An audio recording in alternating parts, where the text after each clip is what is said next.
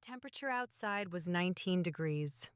I know that because I checked my phone 3 times standing on that porch, like the number would somehow change if I looked again. My daughter was 3 weeks old. 3 weeks. She was wrapped in the only blanket I had managed to grab on my way out, a pale yellow one with small ducks on the corners that my mother had sent from out of state before the birth. My arms were shaking, and I told myself it was the cold. It wasn't the cold. The door behind me had just closed. Not slammed, that would have been too honest. It had been pulled shut with a quiet, deliberate click.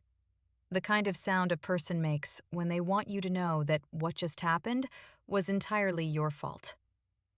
And behind that door, somewhere in the warmth and the light I was no longer allowed to be part of, was my husband. He had watched me pick up our daughter. He had watched me reach for the bag by the entryway. He had not moved from where he was standing. His mother had said 7 words. 7 words that I will never forget for the rest of my life. She had looked at me across the living room, in the house I had lived in for 14 months, in the house where I had learned I was pregnant, in the house where I had spent 9 months growing a human being while someone else made every decision about how that would go. And she had said, calm as you please, calm as someone ordering coffee. If you don't like it here, the door is open. So I walked through it. I stood on that porch for maybe 40 seconds, long enough to understand that no one was coming after me, long enough to feel my daughter shift against my chest and make the small, searching sound that newborns make when they're about to decide whether to cry. I pressed her tighter and looked out at the driveway, at the streetlight that had been flickering for 3 months and nobody had bothered to report, at the oak tree in the front yard that I had raked leaves under in October. I want to tell you something before I go any further into this story. I want to tell you what I said to myself in those 40 seconds because I think it matters. I said, remember this feeling. Not so you can be angry forever, not so you can make someone pay. Remember it so that the next time someone hands you a door and calls it freedom, you'll know the difference between being released and being discarded. I didn't know it yet, standing there with 19 degrees biting through my sweatshirt and a 3-week-old pressed against my chest. But 362 days later, I would be standing in that same driveway, same oak tree, same flickering streetlight. Still, nobody had fixed it. But this time, I would be holding a different set of keys. And the door behind me would be mine. My name is Sarah. I'm 29 years old. I grew up in a mid-sized town in Ohio, the kind of place where everyone knows your last name and what your father did for a living. I was not the girl who had a plan. I was the girl who fell in love at 24 with a man named Daniel, who had warm hands and a good laugh, and who, it turned out, had never in his entire adult life made a single significant decision without first checking with his mother. I didn't know that when I married him. I thought I did. I thought the occasional phone calls, the Sunday dinners at her house, the way he always seemed to soften when she was in the room. I thought all of that was just family closeness. I had come from a family that wasn't particularly close, so I mistook enmeshment for warmth. That mistake cost me 14 months of my life, and very nearly cost me myself. But that's not the end of the story. The end of the story is the keys, and I'm going to tell you every single thing that happened in between. The first time I met Margaret, that's Daniel's mother, Margaret, she hugged me for exactly the right number of seconds. Not too short, not too long. Just long enough to feel genuine. She smelled like expensive hand lotion, and she looked me up and down in one smooth, practiced motion that she disguised as adjusting her reading glasses. She said, "Daniel has told me so much about you." And then she said absolutely nothing about what he had told her. I thought she was wonderful. That's the thing about people like Margaret that nobody warns you about clearly enough. They are not cold. They are not obviously cruel. They do not say hateful things at the dinner table or make comments that you can point to and say, "There, that was the moment I should have left." What they do is much harder to name. What they do is occupy. They move into every available space, slowly, reasonably, always with a perfectly good explanation, until there is no space left that isn't somehow theirs. Daniel's father, Robert, had been occupied for so long that he had stopped noticing. He was a quiet man with kind eyes and a habit of excusing himself from rooms where tension was building. He liked baseball, mowed the lawn on Saturday mornings, and never once, in the 14 months I knew him, contradicted his wife about anything that mattered. I used to think he was passive. Later, I understood he was just very, very tired. Daniel was 31 when we got married. He was smart, genuinely smart, the kind of person who reads articles all the way through and remembers them. And he was funny, in a dry, understated way that I had loved since our first real conversation. He was also the kind of man who had been told since childhood that his mother knew best, and that information had settled so deep into his foundation that he couldn't have found it if he'd tried. I saw signs. I want to be honest about that. I saw signs, and I interpreted them charitably, the way you do when you're in love, and the alternative interpretation is too uncomfortable to sit with. When he called her every single night before bed, I thought, he's close with his family. That's sweet. When she called him twice during our first vacation together, and he stepped outside both times to take it, I thought, she probably just needed something. It's not a big deal. When she made a comment at Christmas about how I'd never really learned to cook properly, and Daniel laughed along with her, I thought, he didn't realize how that landed. I'll mention it later. I never mentioned it. And it kept landing, again and again, until the floor was covered with things I had never mentioned.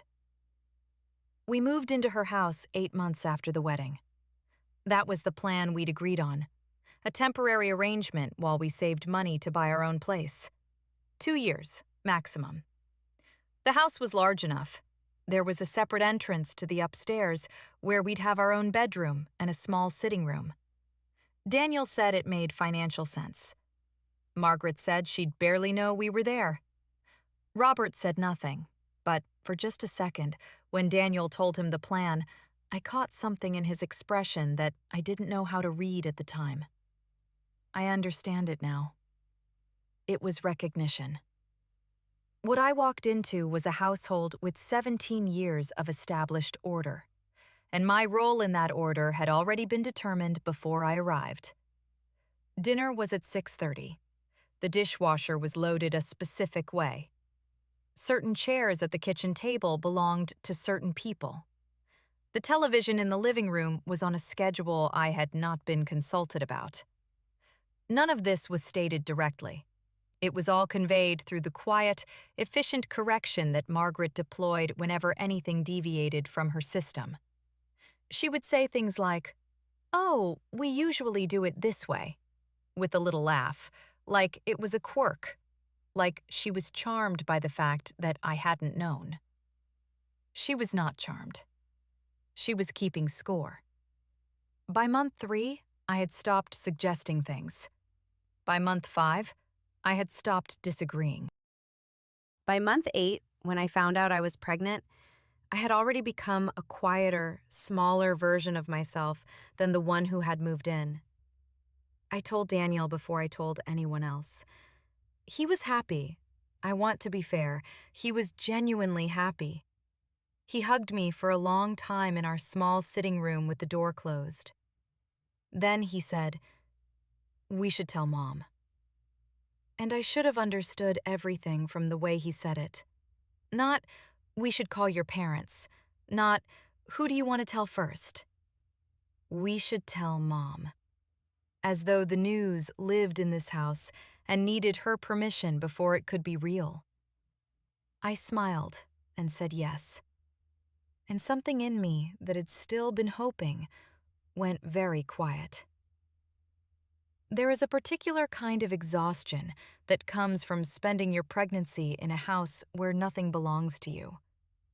I don't mean exhaustion of the body, though that was real too, because growing a person is genuinely hard work, and nobody gives you enough credit for it. I mean the exhaustion of constant vigilance, of never being allowed to just exist. Margaret approached my pregnancy the way she approached everything else in that house, as a project that required her management. She had opinions about what I should eat, and she voiced them at every meal with the cheerful authority of someone who had decided that helpfulness and control were the same thing. She would set food in front of me and say, "I read that this is really important in the second trimester." And the implication was always the same, that left to my own judgment, I would get it wrong. She had opinions about my prenatal appointments. She wanted to come. The first time, I said I'd rather it just be Daniel and me, and she said, "Of course, completely fine." She understood. And then, she didn't speak directly to me for 4 days. Not an argument, not a confrontation, just 4 days of answers directed at the room, of smiles that passed over my face without landing, of the specific silence that says, "You have disappointed me, and I am allowing you to sit with that." Daniel noticed none of it. Or he noticed it the way you notice weather, as a condition of the environment rather than something anyone had caused. She had opinions about where I should sleep, how I should sleep, whether I was sleeping enough. She knocked on our bedroom door at 7:30 on Saturday mornings to ask if I needed anything, and the question was genuine and the timing was not. She read books about pregnancy and left them on the kitchen counter with passages marked, and the passages were always about things I was doing differently from how she thought they should be done. The money situation made all of this harder. We were saving, which meant we were not spending, which meant I was financially dependent on a household budget that Margaret had always managed. My name was on nothing in that house. The Wi-Fi, the utilities, the grocery account, all Margaret's. I had my own bank account, and Daniel contributed to it monthly, but the amounts we'd agreed on kept feeling smaller as the months went on, and leaving became harder to imagine. I remember a specific afternoon in my 7th month. I was sitting in the kitchen, which I had started doing when Margaret was out because it was the only time the kitchen felt like a room instead of a performance space.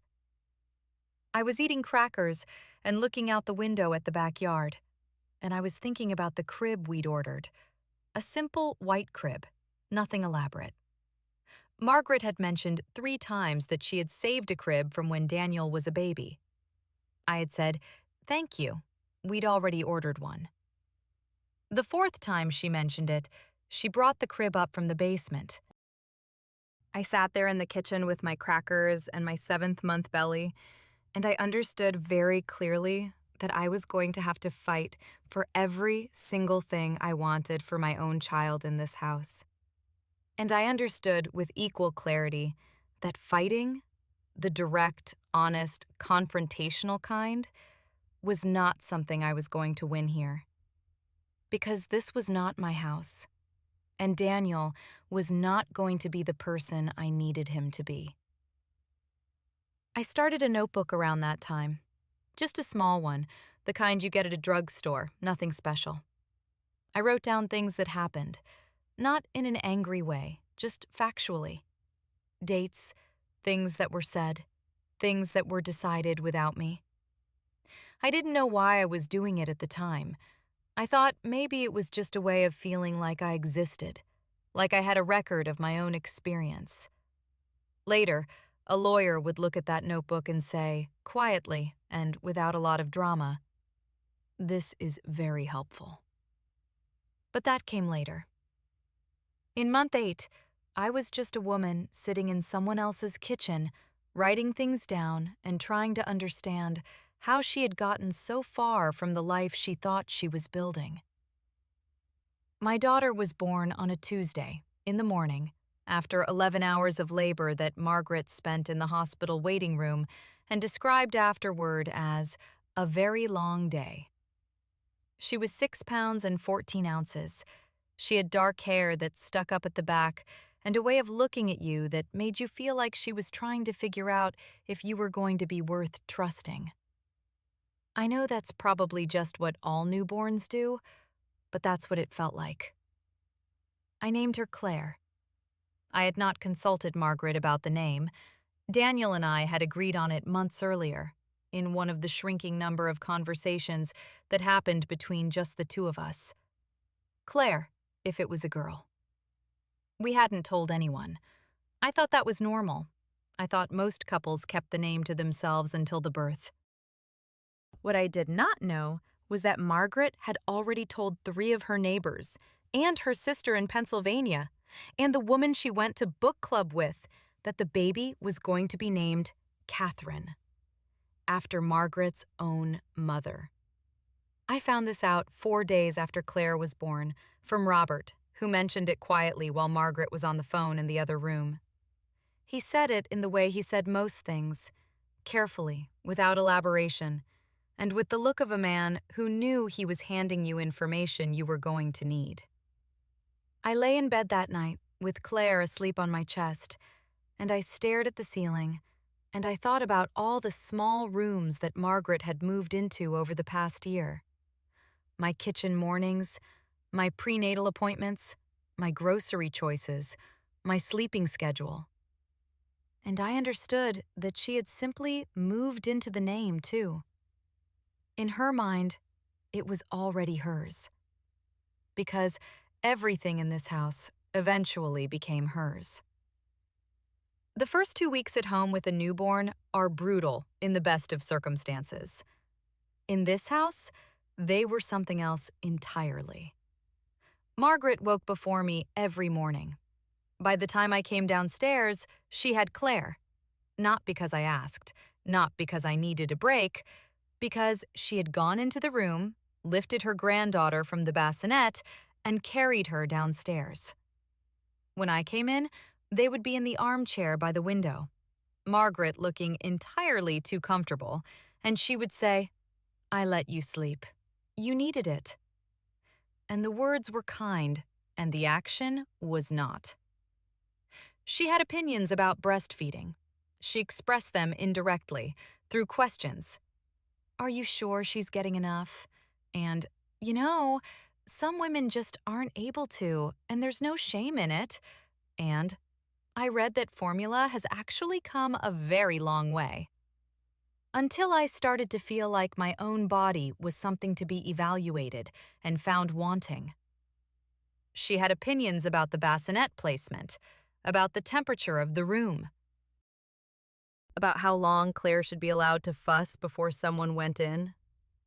She offered these opinions to Daniel rather than to me, and Daniel received them as helpful information, which meant they arrived in our bedroom later as suggestions he had thought of himself.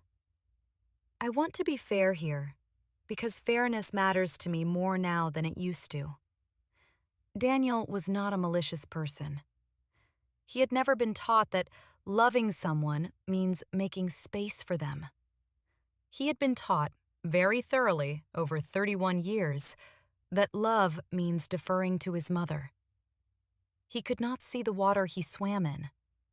That does not excuse what he failed to do, but it explains it. The breaking point, the one that led to that night, didn't come from anything dramatic. It came from a Wednesday. An ordinary Wednesday when Claire was 3 weeks old and I was running on maybe 4 hours of combined sleep, and I asked Margaret, for the second time that week, if I could please have the afternoon alone with my daughter. She said yes, of course, completely fine. And then she sat down in the living room with a book. I need to tell you exactly what happened, because I've told this story a few times since then, and I've noticed that people want to soften it. They want to find the miscommunication. They want to locate the moment where something could have been said differently, and everyone could have walked away okay. I understand why people want that. It's more comfortable than the alternative. But here is what happened, without softening. It was a Thursday. Claire was 22 days old. I had been in the house for 14 months, and in the 3 weeks since giving birth, I had not had a single hour alone with my own child. Daniel had come home from work at 6:15. Dinner was already on the table. Margaret cooked dinner every night, and made a point of this in the way that people make a point of things they want you to feel grateful for. We sat down. Robert, Margaret, Daniel, me. Claire was in the bassinet in the living room, which was visible from the dining room. She started to fuss about 10 minutes in, and before I could put my fork down, Margaret was already out of her chair. I said, quietly, "I've got her." Margaret said, "You eat. You need to eat." I said, "I'd like to get her." There was a pause.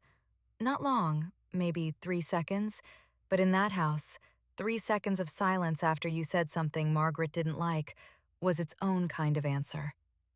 She sat back down. I got Claire. I came back to the table. I held my daughter in my left arm and tried to eat with my right, which is awkward. And Claire fussed a little more, and Daniel said, "Maybe Mom should just hold her while you eat." And that was the sentence. That was the one.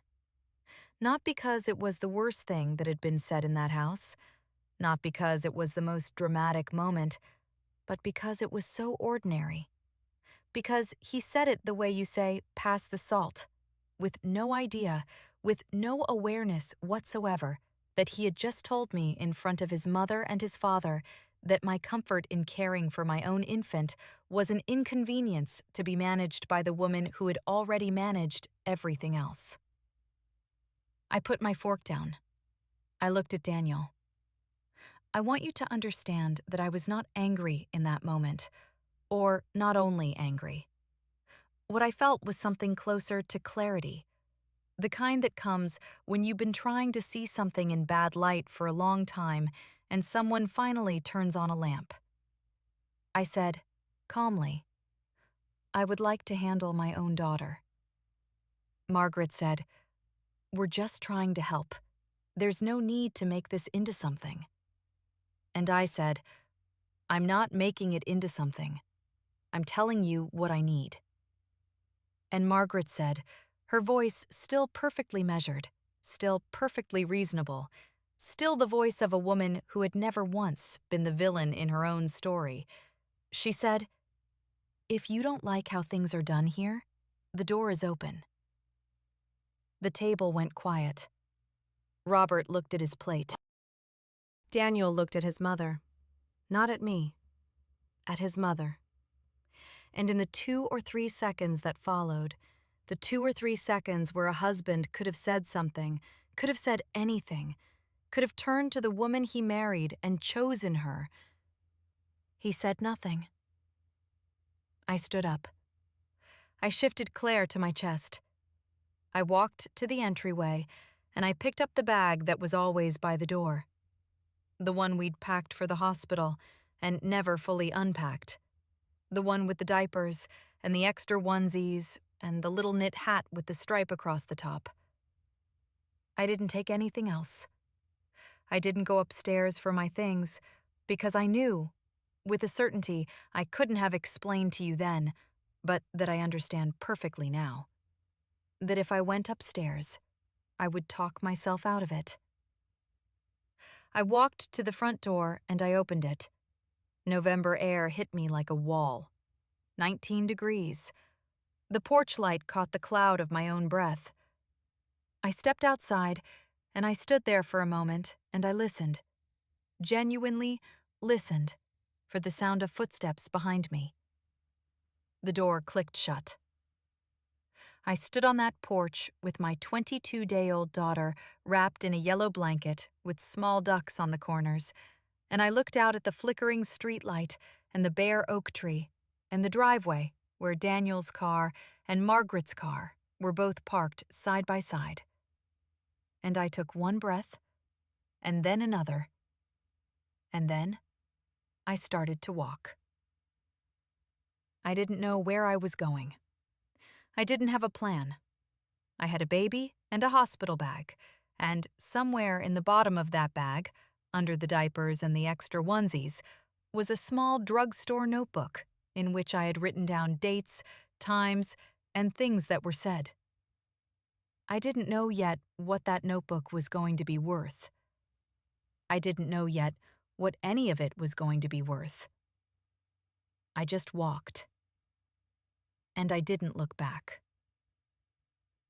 Here is something nobody tells you about leaving. The hardest part isn't the first night. The first night runs on adrenaline and cold air and the animal certainty that you have to keep moving. The hardest part is the third morning. The third morning is when the adrenaline is gone and the cold has settled into your bones, and the baby has been up twice, and you are sitting on a pull-out couch in your best friend's living room, looking at the water stain on the ceiling and thinking, I could just go back. It would be so easy to just go back. I did not go back. But I want to be honest that I thought about it. Her name was Julie. She had been my closest friend since college, and she lived 40 minutes from Margaret's house in a 2-bedroom apartment she shared with no one, by choice, because Julie had always known exactly what she needed and had arranged her life accordingly. I had always admired that about her. I had not always understood how she did it. She opened the door at 2 a.m. She took one look at me, at my face, at the yellow blanket, at the hospital bag hanging off my shoulder, and she stepped back and held the door wider and said, "Come in." That was all. No questions. No, "You poor thing." No, "I told you so." Though she had, gently, once, about 8 months earlier, said something careful and honest that I had not been ready to hear. She made tea. She set up the pull-out couch with actual sheets and a real pillow. She took Claire so I could shower, and she held her the entire time I was in the bathroom. 20 minutes, maybe, which was the longest anyone had held my daughter in a way that felt like help rather than appropriation. I stood under the hot water and I cried in the specific way you cry when you have been holding something for a very long time and your arms have finally given out. In the morning, she made eggs and didn't ask me what my plan was. On the second day, Daniel called. I stared at his name on the screen for a long time before I answered. He said he was worried about me. He said things had gotten out of hand. He said his mother hadn't meant it the way it came out. And there it was, the sentence I had been expecting. The sentence that translated to, what happened was real, but we are going to agree that it wasn't. I told him I needed a few days. He said okay. He did not say, I'm coming to get you. He did not say, tell me where you are. He said okay. And that okay landed like a door closing. His mother had told him, he mentioned almost in passing, that I had left on my own, that she hadn't asked me to go, that the door comment had been a figure of speech, and anyone reasonable would have understood that. I did not say anything for a moment. Then I said, "I have it written down, Daniel. The date, the time, and exactly what she said." He was quiet for a few seconds. Then he said he'd call me tomorrow. He called 4 days later.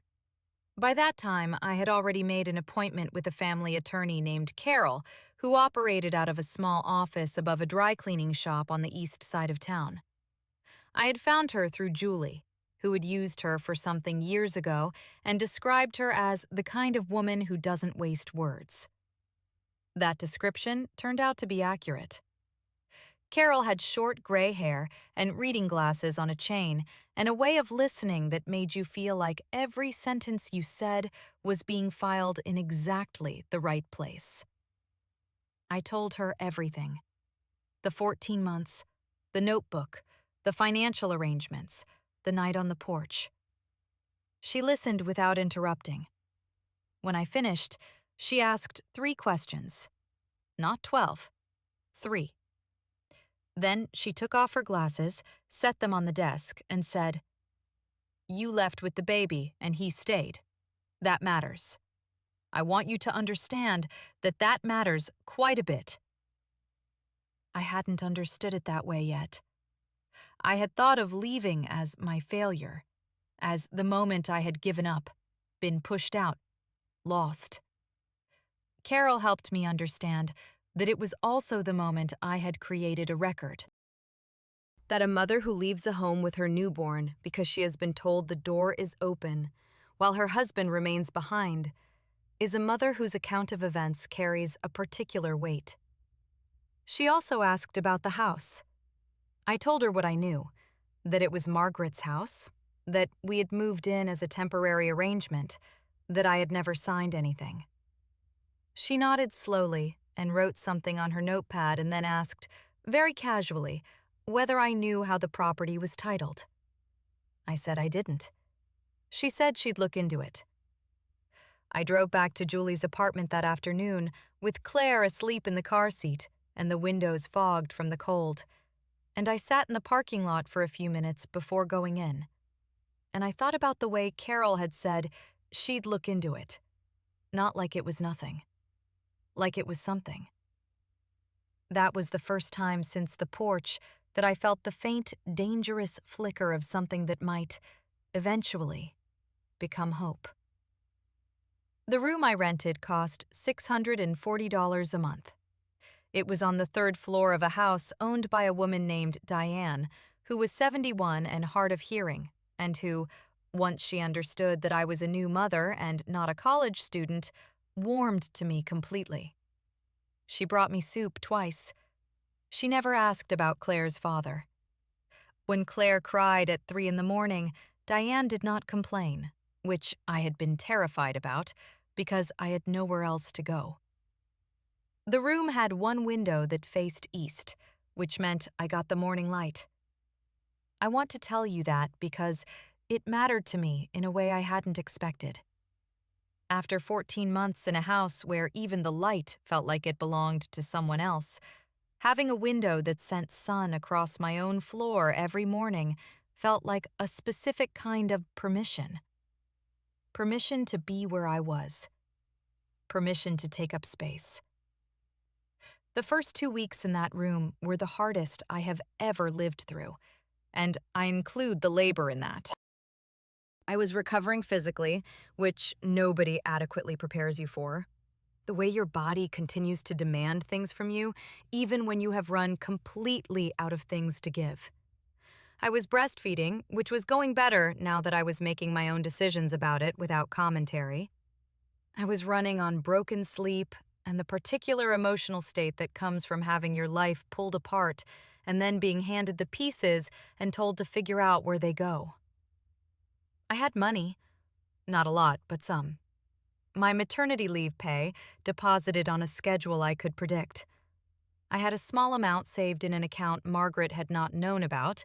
I had opened it quietly, 6 months into the pregnancy, at a different bank than the one Daniel used, because the notebook wasn't the only preparation I had made without fully understanding why. I also had Julie, who brought groceries twice a week and sat with me on Wednesday evenings and never once suggested that I should reconsider. I also had, it turned out, something I hadn't expected to have: a skill. Before the pregnancy, before the marriage, I had done freelance graphic design work: logos, marketing materials, small business branding. Nothing glamorous, but I was good at it, and it was work I could do on a laptop with a sleeping baby in the same room. I put up a profile on 2 freelancing platforms during Claire's first long nap in the new room, and inside a week, I had 2 small jobs.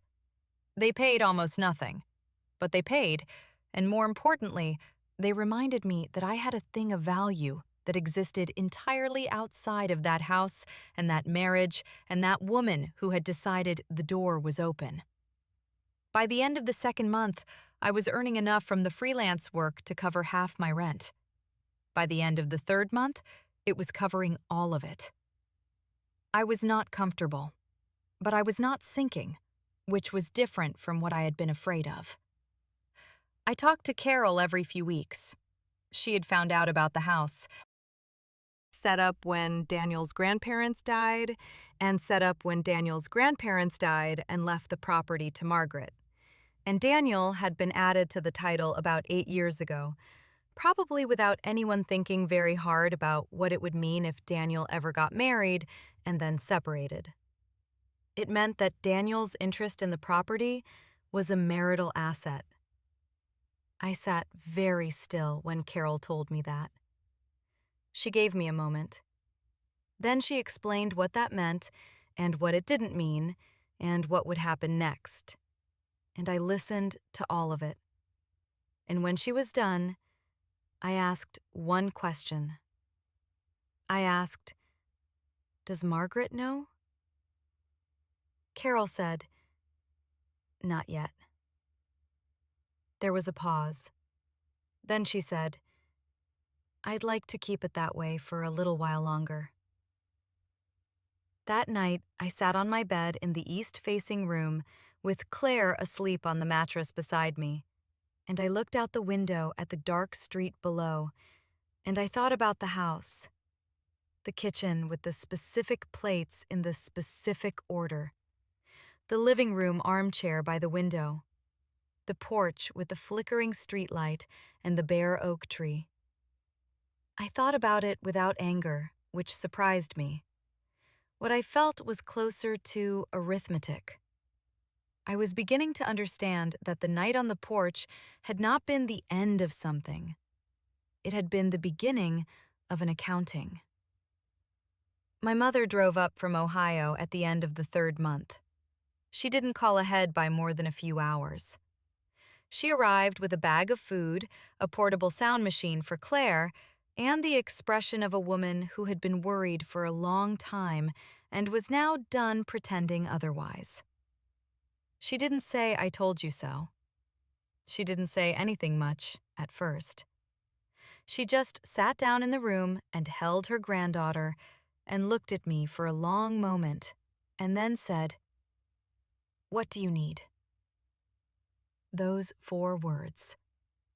I cannot tell you what they cost her, or what they cost me to hear. After 14 months in a house where everything I needed had been either managed or overruled, after months of making myself smaller so that there would be less of me to object to, "What do you need?" said plainly, said like the answer actually mattered. I told her the truth. I told her I needed a little more time and a little more money and a lawyer, and to figure out what came next. She nodded. She reached into her bag and put an envelope on the table. She said, "This is not a loan." I'm not interested in hearing the word loan. I said, "Okay." She stayed for 5 days. She cleaned the room and reorganized the small shelves above the desk and showed me 3 recipes I could make on a single-burner hot plate. And on the last morning, she held Claire for an hour while I slept a real, uninterrupted sleep for the first time since before the birth. She left on a Tuesday morning, and I stood at the window and watched her car pull away, and I thought, that is what it looks like. A person choosing you. That is what it was always supposed to look like. Daniel filed first.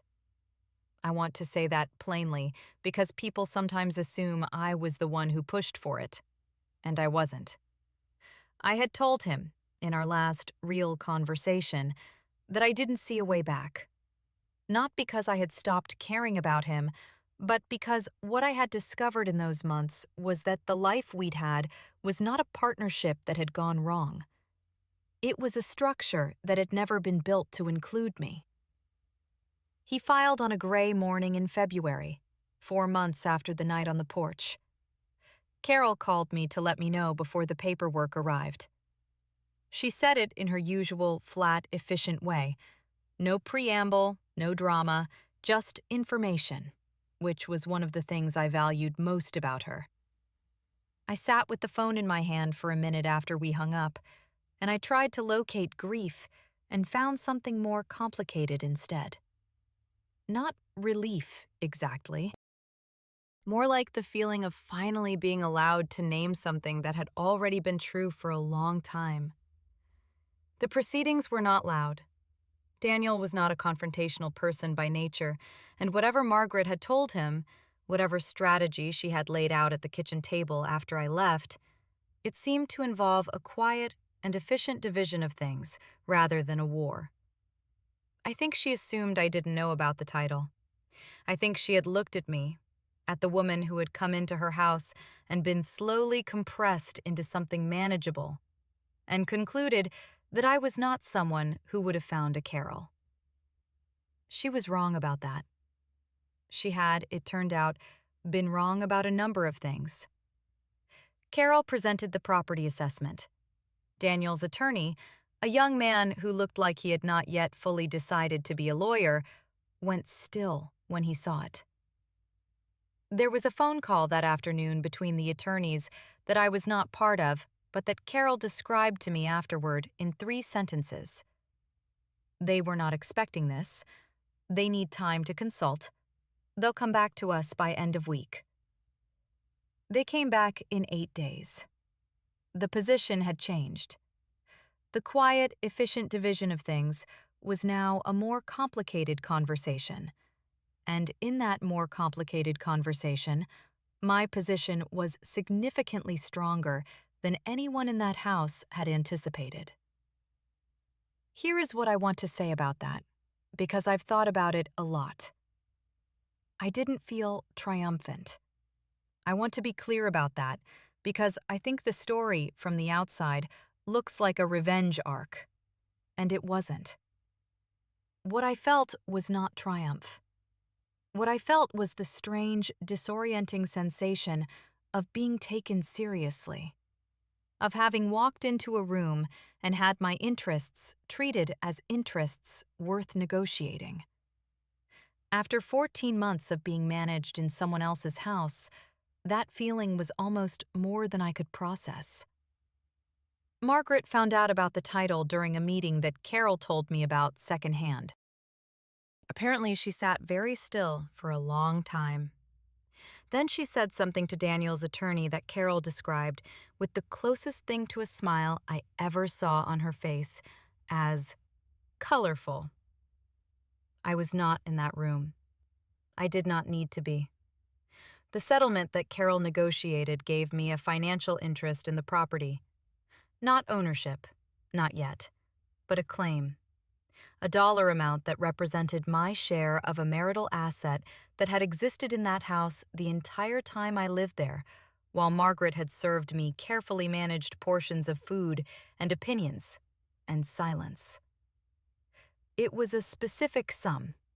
I'm not going to say what it was, but I will tell you that it was large enough to matter.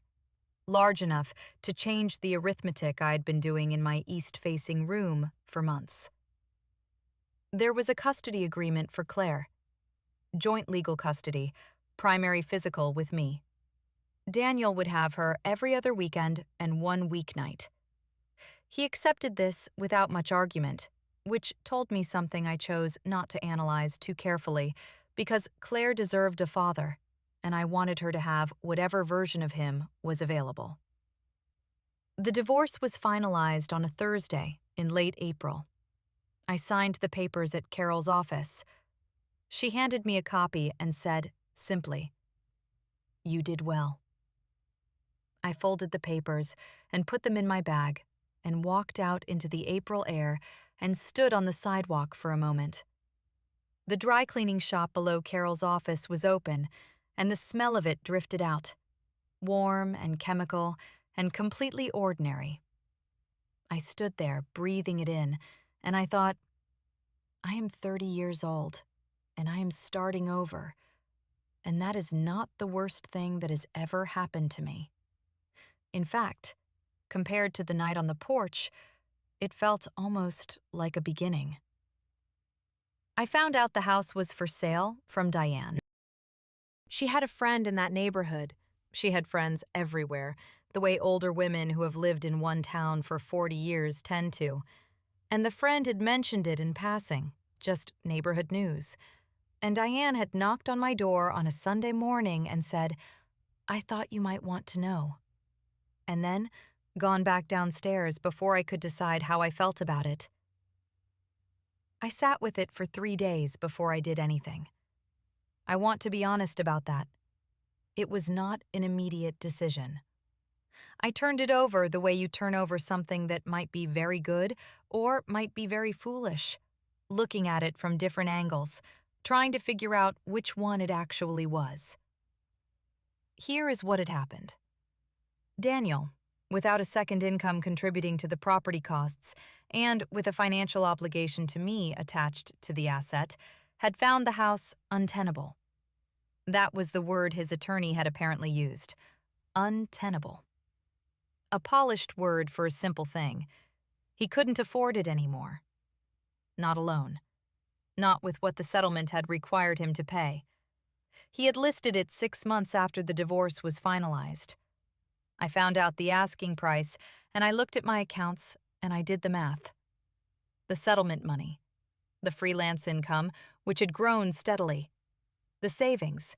A mortgage pre-approval that Carol had quietly suggested I look into 2 months earlier because Carol, I had come to understand, thought 3 moves ahead as a matter of habit.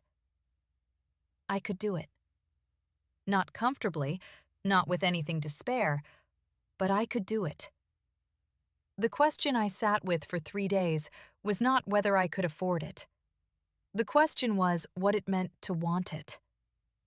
I turned that over honestly because I thought it mattered. Was I buying a house or was I buying a point? Was I making a practical decision for my daughter and myself, or was I replaying a night on a porch with a credit card and a mortgage? I have a rule about decisions I make when I'm still angry. I don't. I've learned that the things I do from anger tend to cost more than they return. By the 3rd day, I had my answer. It was a good house. 3 bedrooms, a real backyard, a neighborhood with a school 2 streets over. The location was convenient for the client base I had built. The price, given what I knew about the property's history and condition, was fair. Those were the reasons, and they were enough. I called a real estate agent on a Wednesday. She walked me through the house on a Friday. I had not been inside since the night I left, and I want to tell you how that felt, because I think you might be expecting something dramatic. What I felt, walking through those rooms, was mostly just observation. The kitchen, the living room, the hallway. The staircase I had walked up 1,000 times. It was smaller than I remembered, which I have heard is common when you return to places that used to have power over you. The bedroom that had been mine and Daniel's was painted a different color. someone had put new fixtures in the bathroom. The backyard, which I had rarely been in because it had always felt like Margaret's territory, was overgrown in November the same way it had been overgrown the November I arrived. There was no one living there. The house was empty. I stood in the living room for a moment, by the window where the armchair used to be, where Margaret used to sit with Claire in the early mornings before I came downstairs. I stood there, and I looked out at the front yard, at the oak tree that had lost its leaves again, at the driveway, at the streetlight that was still flickering. I thought about Claire, who was now 11 months old and had recently learned to pull herself to standing by gripping the edge of the coffee table, and who deserved a yard and a bedroom that was actually a bedroom, and a mother who had chosen her life rather than had it happen to her. I made an offer that afternoon. It was accepted by Monday morning. I signed the closing documents on a Thursday. It took about 45 minutes. The notary was a young man who talked about the weather the entire time, which I was grateful for because it kept me from being too inside my own head. At the end, he slid the keys across the table. 2 of them, on a plain metal ring. No ceremony, no speech. I picked them up and put them in my coat pocket and walked out to my car and sat there for a minute in the parking lot. 362 days since the porch. I put my hand in my pocket and closed my fingers around the keys, and I thought, well, there it is. Then I drove to pick up Claire from Julie's, where she had spent the morning, and I told Julie what had happened, and Julie, who almost never cried a little, and then said, entirely seriously, "You have to fix that streetlight." I said, "It's the first thing I'm doing." I want to tell you about the morning I brought Claire to the house for the first time as its owners. Not as the woman who had lived there under someone else's terms. Not as the woman who had been told the door was open and then found out what that really meant. As the person whose name was on the deed. Whose name was the only name on the deed. It was a Saturday, 2 weeks after closing. I had spent those 2 weeks getting the practical things in order. Utilities, change of address, a deep clean that I hired out because there were rooms I was not ready to scrub on my hands and knees just yet. And also because I could afford to hire it out now, and choosing to do so felt like a small, private ceremony of its own. I had ordered a crib, a new one, white with clean lines, nothing that had come up from anyone's basement. I pulled into the driveway on a gray December morning with Claire in the car seat and the heat running and a box of her things in the trunk. The oak tree was bare. The streetlight was off. I had called the city about it the week before, and they'd come out and fixed it, which had taken less than 48 hours and was one of the more satisfying things that had happened to me in a long time. I sat in the car for a moment before going in. Claire was awake, looking out the window with the focused, serious expression she had when she was trying to understand something. She had her father's eyes and my stubbornness, which I considered a workable combination. I got out, got her out, put her on my hip, walked up the front path, put the key in the lock. The door opened. I stood there in the doorway for a moment. Not frozen, just present. Feeling the weight of the thing. Not the house itself, which was just rooms and walls and windows that would need new curtains, but the fact of the door.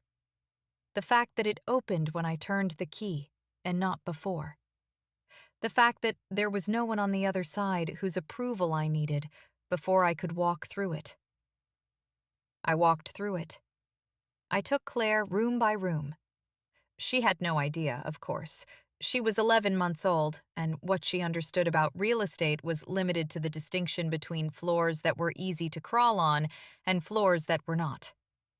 But I narrated it to her the way I had started narrating a lot of things, because I had read that it was good for language development, and also because talking to her made me feel less like I was doing something enormous alone. I said, "This is the kitchen. This is where we'll have breakfast in the mornings." I said, "This is the living room. Your grandma, my mom, the one from Ohio, is going to be here for Christmas, and she's going to try to take over the couch, and I'm going to let her." I said, "This is the backyard. In the spring, it's going to have a garden. I don't know how to garden yet. We'll figure it out." I said, "This is your room." It was the small bedroom at the back of the house, the one that had been used for storage when I lived here before.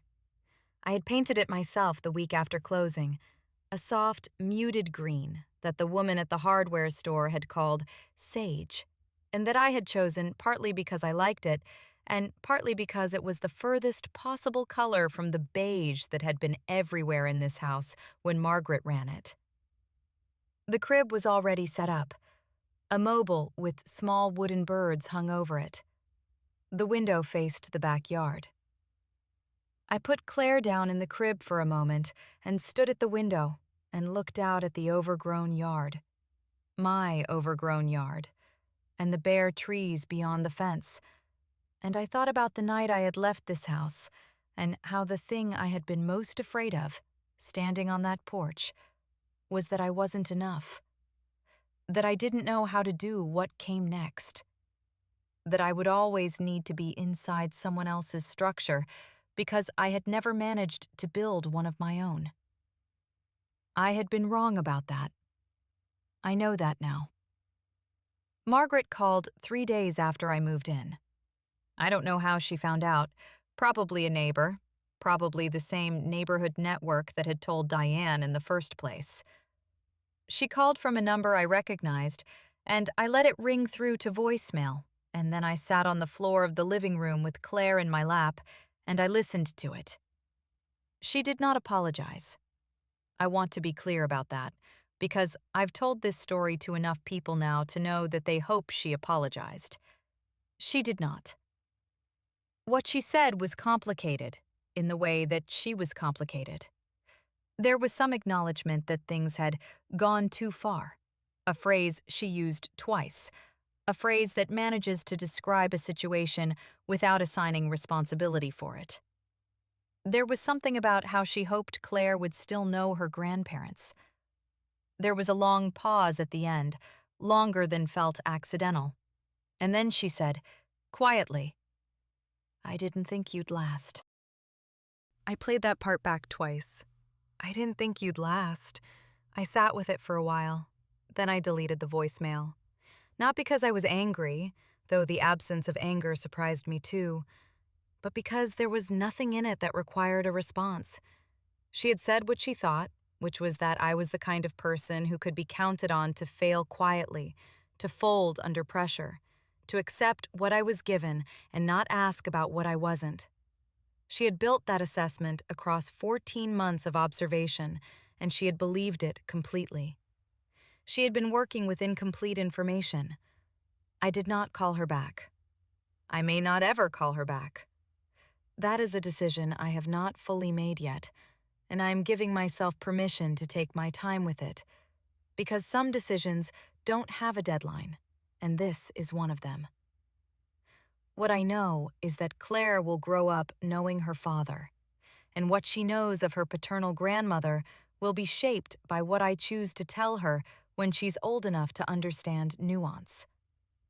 I'm not going to tell her a simple story. Simple stories aren't usually true, and my daughter deserves the complicated truth. What I will tell her is this. People will sometimes hand you a door and call it freedom. Your job is to know the difference between being released and being discarded. Your job is to walk through the door either way, and then to figure out, on the other side, what you're going to build. I have learned some things this past year that I want to leave you with, because if you've stayed until the end of this story, I suspect some part of it recognized something. I've learned that clarity is not the same as coldness. You can see a situation for exactly what it is, clearly, fully, without flinching, and still feel something about it. Still grieve what you hoped it was going to be. Clarity doesn't require you to stop caring. It just requires you to stop pretending. I've learned that the people who underestimate you are doing you a favor, even when it doesn't feel like one. Margaret spent 14 months managing me because she had decided I was manageable. That decision led her to be careless about things she should have been careful about. People who believe you are not capable of much tend not to watch very closely. They tend to miss the notebook. They tend to miss the separate bank account. They tend to miss the appointment above the dry cleaning shop with the woman with gray hair and reading glasses on a chain. I've learned that survival looks different than you think it will. I thought survival would feel like strength. It mostly felt like getting up in the morning and doing the next thing, and then the next thing, and not stopping.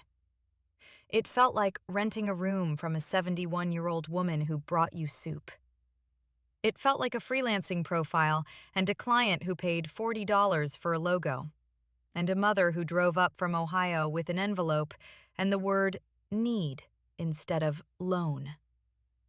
Survival is not a single dramatic moment. It's a series of ordinary ones, strung together with intention. And one last thing. If you are in a house right now, or a relationship, or a job, or a family, where your presence is managed instead of valued, where your needs are treated as disruptions to someone else's system, where you have started keeping a notebook, even if you don't know why yet, I want you to hear this clearly. You are not the problem. You were never the problem. Someone handed you a smaller life than you were supposed to have and told you to be grateful for it. You don't have to be. The door is open.